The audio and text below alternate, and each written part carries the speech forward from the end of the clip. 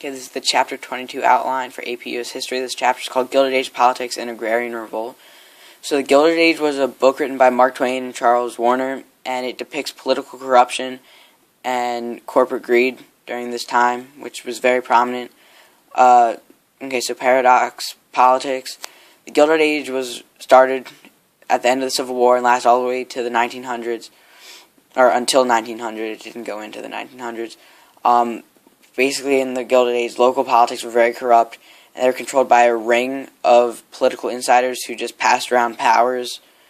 And so it's just a group of people who held power, almost like a political elite, and they just would pass around powerful seats. They were very corrupt, but they brought some structure and stability and service to this city community. And the most famous one of these guys was William Boss Tweed. He was really corrupt, but he did offer some improvements, but he focused on bribery and was eventually arrested. And the reason for all this corruptness on the local level was because there were stalemates between Republicans and Democrats on the federal level, and they weren't really even focusing on real issues. They were making up issues that they thought were important to focus on because they couldn't agree on actual issues. But surprisingly, during this time, there were really high voting rates. 70 to 80% of people were voting in elections. Partisan politics. There are two major parties, just like today, the Republican and Democratic Party. And they're both really corrupt, and because they gave benefits to party supporters, whether it be money or they would appoint them to political power.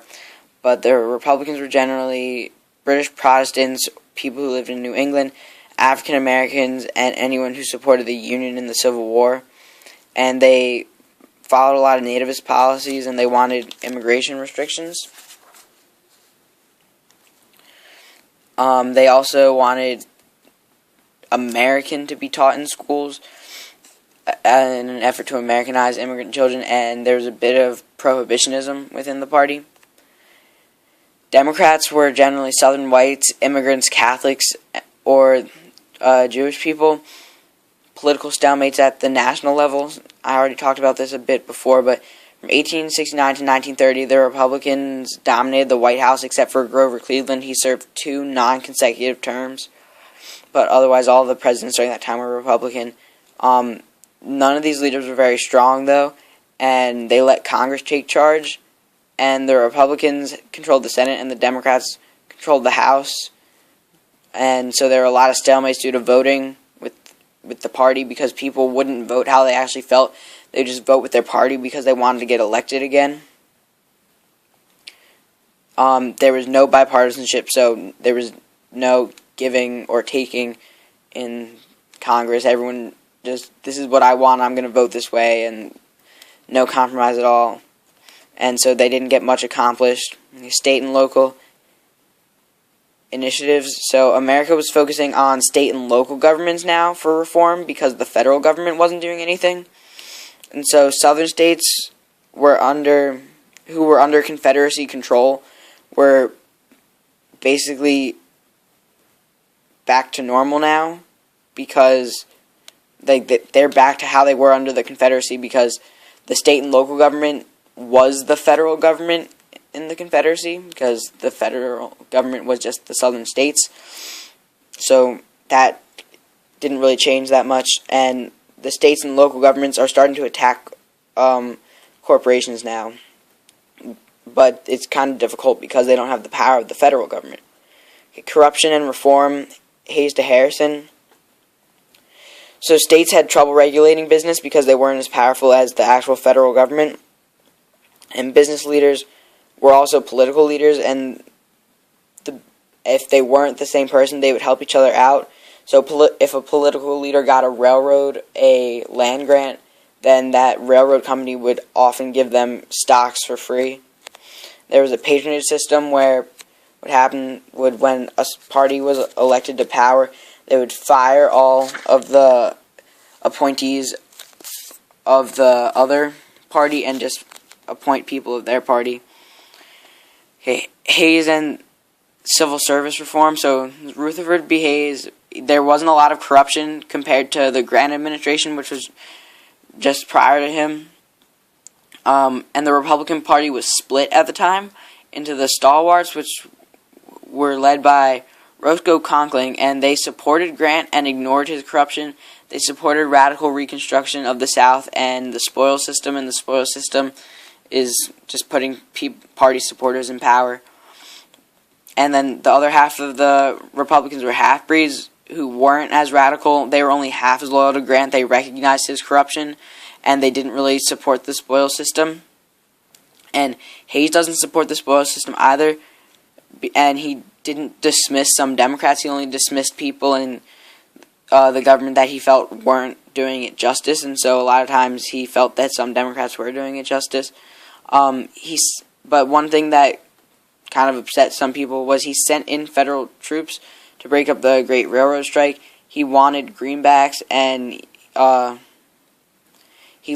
this made him lose the support of his party, Garfield and Arthur. So Hayes didn't run for a second term because there was some corruption in getting elected.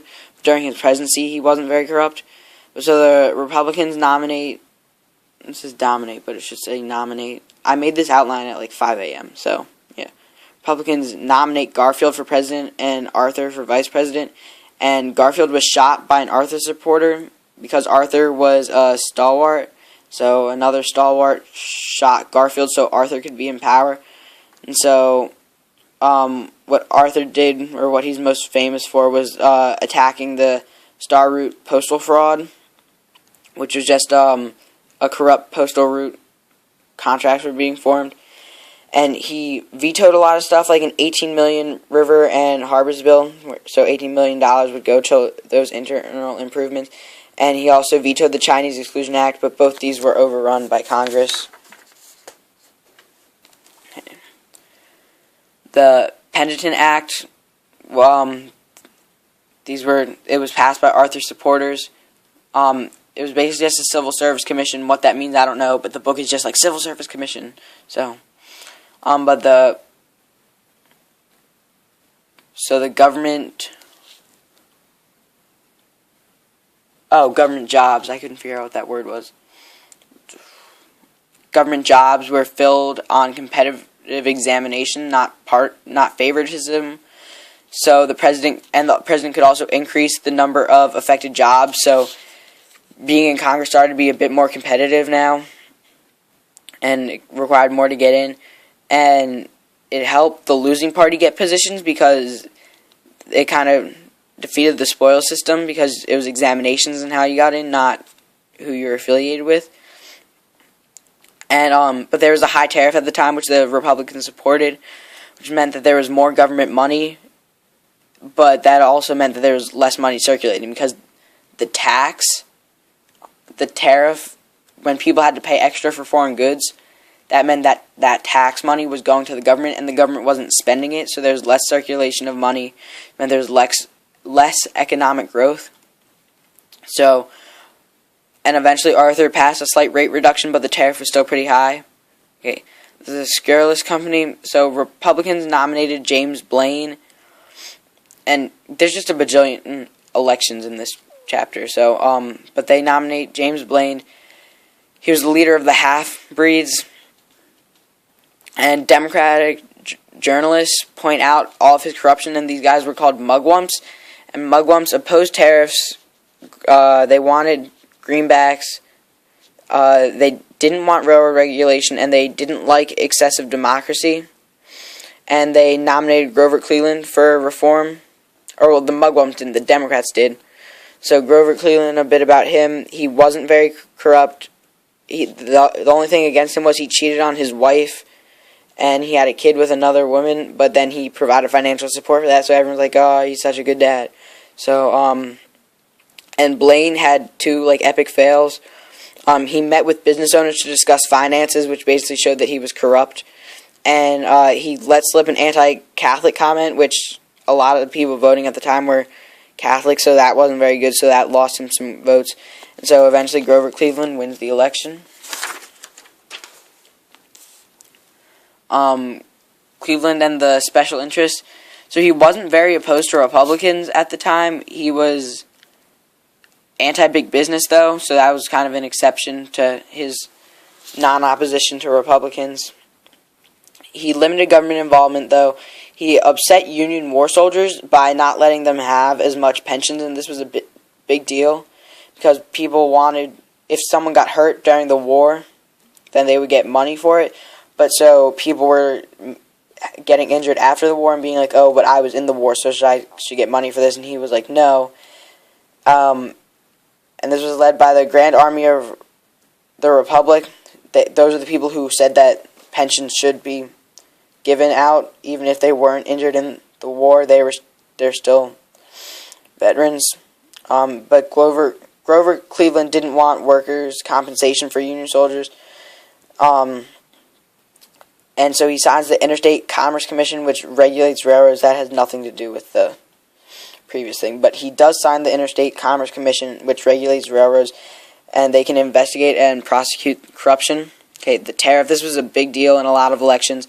So Cleveland wanted to lower the tariff, but other people had different ideas. So the Democrats nominate Grover Cleveland in the election of 1888. The Republicans, who are now starting to call themselves the Grand Old Party, or GOP, nominated Benjamin Harrison. The topic of the election was the tariff, so pretty much whoever had the best argument about the tariff was going to win. And so businesses were donating money to Republicans because they wanted a high tariff, because high tariff limited foreign competition. So businesses obviously didn't want foreign competition, so they supported the Republicans in favor of the high tariff. But there was speculation that Cleveland associated with Britain, which cost him the election. So the Republican reform under Harrison, he signed the Dependent Pension Act, which gave pensions to Union soldiers. So basically what Cleveland didn't want happened. So even if they were injured after the war, they still got pensions for it. And Republicans controlled the presidency, the Senate, and the House, which was very rare for a single party to dominate all these things. And during this time, they passed the Sherman Antitrust Act, which limited monopolies in Idaho and Wyoming came in as states. That's not part of the Sherman Antitrust Act, but that's just something the Republicans did. So farmers wanted silver instead of greenbacks, and Sherman Silver Purchase Act of 1890 said that the Treasury would purchase $4.5 million of silver each month with paper money. So they were basically buying. I spelled paper wrong. Wow. But they were pretty much just buying silver in exchange for paper money. But it had little effect, and so then there's the McKinley Tariff of 1890, which raised the tariff high, and I underlined high because I think the book said it was the highest that it had ever been. And so the Democrats are starting to take power now. The Republicans are leaning towards prohibition, and they're very anti-Catholic and anti-immigration, which is starting to cost them some votes. The farm problem and agrarian protest movements. Before I get into this section, I think the book did a really bad job of explaining it, so I tried to go into as much detail as possible, but I honestly think that the book writers don't even know what's going on, so I don't really know what's going on with this, but you can try to understand it. So, a Democratic victory, the Democrats won, meant that farmers and miners were taking action, because the farmers and miners are the ones who elected the Democrats, but crop prices were going down, and therefore there were a lot of poor farmers. And prices were dependent on banks, food processing, railroad prices, and farming conditions. And so the farmers like, you know what, we deserve better for this. But they couldn't go on strike because of the uncontrollable factors, physical isolation, and diversity of interest. And they were looking for political help. Because, like, what are the farmers going to do? Like, they can't really do anything to increase crop prices except for attack other industries. That's kind of what we see later on. But for economic conditions, crop prices were down. There's domestic overproduction, and so with supply and demand, if there's a lot of supply and the demand stays constant, then the price is going to go down. And there are also a lot of foreign competitors, even though the tariff was really high, which I don't understand, but the book is like, oh yeah, foreign competitors. And the Transcontinental Railroad meant that there were more farmers because more farmers could get out, more people could get out west to start farms, even though there was a high urbanization rate, which once again doesn't make sense to me why that would have an effect, but the book says it does, because I would think that people are moving more towards urban cities than going to farming. But anyway, so more farmers equals even more domestic production, which again was supply and demand. And a high tariff meant there were higher prices on things farmers depended on, because they're obviously not going to buy foreign goods with the high tariff because that they're poor as it is. But the domestic goods can raise their prices, because even if they raise them, they're still going to be lower than the tariff prices on foreign goods. So they can get more. That's kind of the whole point of a tariff. They had a hard time selling outside of America, though, and they had a lot of debt going on. So farmers are looking too good right now. The Granger movement. So the Department of Agriculture sent Oliver Kelly to investigate farms, and basically he was amazed by the isolation of farms, and he founded the National Grange of the Patrons of Husbandry, or the Grange. And what it did was it promoted farmer-owned cooperatives. Don't know what that means either.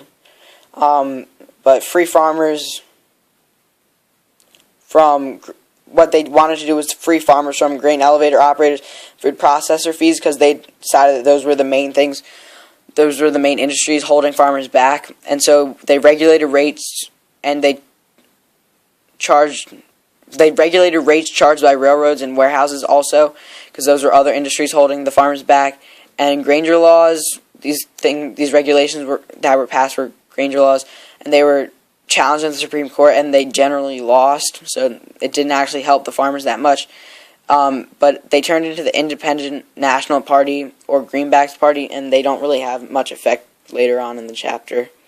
I think we don't really see them again. Okay, so the Farmers Alliance, it provided social and recreational activities, but mainly it was for political reasons. It went through the Midwest and South, and Texas ministers set up the Colored Farmers National Alliance, and they liked having, because you would think, why would someone like a white Southerner at the time, who would generally be pretty racist, want improvement for colored farmers? But the thing was that the Colored Farmers National Alliance focused on economic justice and not social equality, which they liked. And Farmers Alliance allowed women to get involved, which the women liked. And so the Farmers Alliance proposed an economic plan. It doesn't say what the economic plan is, which is kind of derpy, but and Texas formed its own farmer alliance, known as the Alliance of Dallas, in Dallas, and what they did was they created a warehouse for farmers to store goods, and it was really cheap, but then the banks figured out a way to sabotage this and screw it over, and so now that they started using government, they want to start using government warehouses, because that would be pretty cheap, but that wasn't passed in Congress. Okay. So farm politics, farmers created a third party known as the Populist Party, which got a pretty good amount of support and success. And they had lots of populists in the Senate, and the state legislature was mostly filled with populists. But they wanted to take over So the farmers had two options. They could create a third party, which they did, which is the Populist Party, and that was very successful. Or they could take over the Democratic Party, and they kind of tried to do both, but they focused more on the Populist Party. So Mary Elizabeth Lease was a farm protest movement speaker. She was one of the first female lawyers in the country, and she wanted farmers to use the ballot and then the bayonet. So they said, vote for what you believe in, but if that doesn't work, we can become violent. And she saw the Industrial East as the enemy, which a lot of people were doing at the time. Jeremiah Simpson was another supporter of Farmer Alliance, promoted access to land, and he actually won a seat in Congress. And the Democratic South started nominating a lot of Alliance members, and this nomination process was led by Thomas E. Watson. Okay, the Populist Party and the election of 1892. So the Populist Party became a national party instead of just kind of like a sectional thing, even though it was still pretty sectional. But they were rising from local and state governments, and they wanted a sub-treasury plan. They wanted to eliminate the coinage of silver, or they wanted unlimited coinage of silver. They wanted to increase the money supply. They wanted a graduated income tax. They wanted postal savings bank. The government control of railroads, telephones, and telegraphs. They wanted to take land back from corporations who didn't need land. They wanted an 8-hour workday. And they wanted to restrict immigrants. So in the election of 1892, that was the Populist Party's platform. In the election of 1892, the Democratic nominee was Grover Cleveland, Republican Benjamin Harris, and Populist nominee James Weaver. And Grover Cleveland wins this election. So populism and religion. So the populists believed that God was on their side, which is pretty much what every single person in the world believes. If they're religious, they think God is on their side for whatever they believe. And they said they were men who feared God but loved His commands. And that oftentimes populist meetings would occur in Protestant churches, and their meetings were held in church-like fashion. So they would listen to a preacher, and they would sing songs about populists and stuff. It was kind of weird. Okay, the economy and the silver solution. Inadequate currency. So there wasn't enough currency flowing, and so the borrowing money rate, interest rates went up. And this is when the book kind of contradicts itself, because it says there's a 15-to-1 silver to gold ratio. So you'd think that one piece of gold is worth 15 pieces of silver. But then it says that silver was 15 times as valuable as gold. But then it says, but gold was more valuable. So they changed it to a 16-to-1 ratio.